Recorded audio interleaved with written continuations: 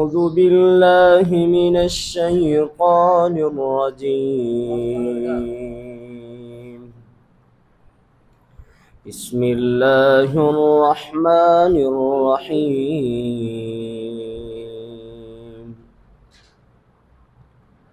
ولا تأكلوا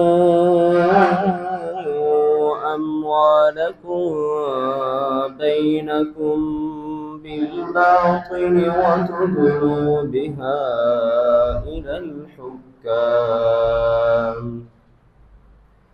إلى الحكام لتأكلوا فريقا من أموال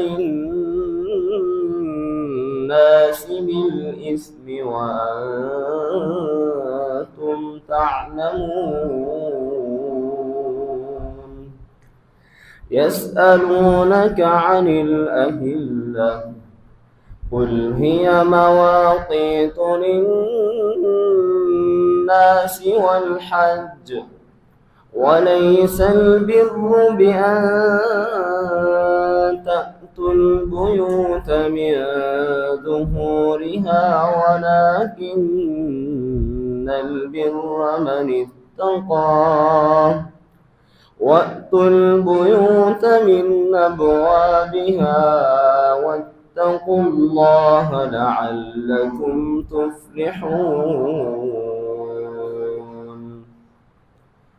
وقاتلوا في سبيل الله الذين يقاتلونكم ولا تعتدوا إن الله لا يحب المعتدين.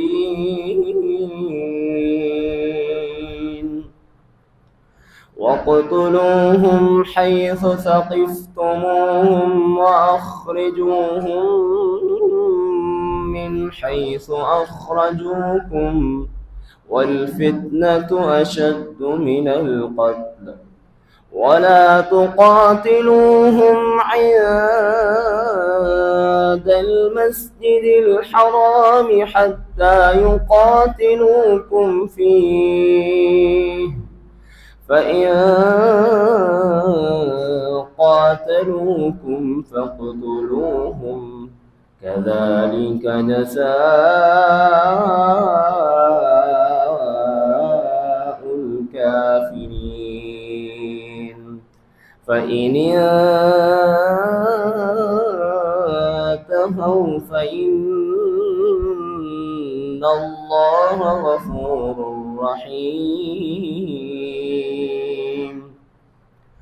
وقاتلوهم حتى لا تكون فتنة